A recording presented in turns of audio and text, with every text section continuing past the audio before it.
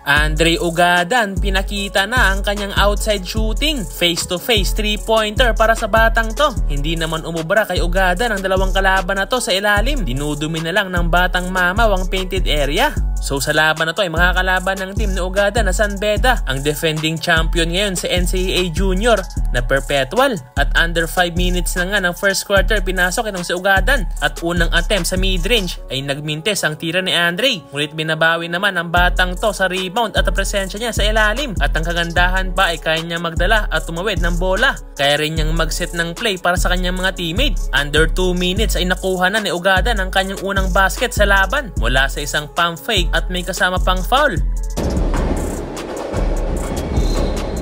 At naipasok nga niya ang bonus free throw. Ngunit sumagot naman ng outside shooting ang Perpetual. Kaya natapos ang first quarter sa score na 23-16. Naghahabol ang San Beda. Second quarter nakapagtala kaagad si Andre Ugadan ng isang bank shot mula sa mid-range pull-up jumper. Mukhang nag-i-improve na ang shooting ng batang to. Hindi naman umubra ang dalawang kalaban na to kay Ugadan.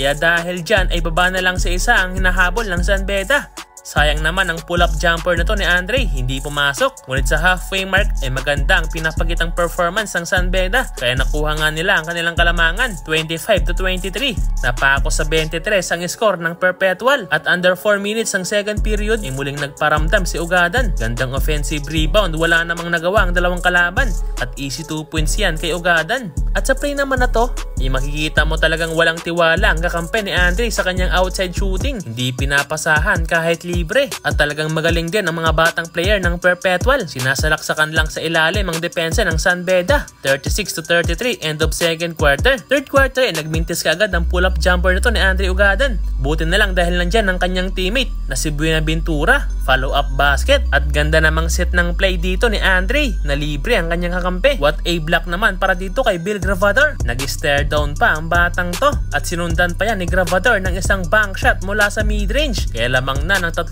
puntos ang San Beda.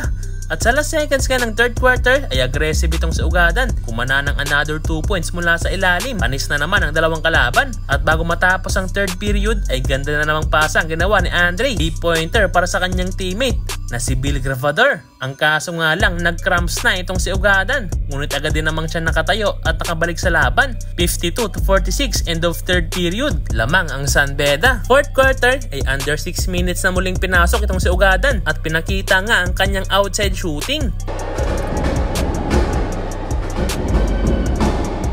Sa wakas na ipasok na ni Ugadan ang kanyang 3-pointer shot. Ngunit nakabawi din kaagad ng kalaban ng isang 3-pointer at nagawa pang maitabla ng Perpetual ang score sa last seconds ng fourth quarter. Kaya overtime pa ang laban. At sa OT nga ay kumakanana itong si Andre Ugadan sa ilalim. Kaso nga lang pinulikat na naman ang batang to kaya sa huli talo ang San Beda.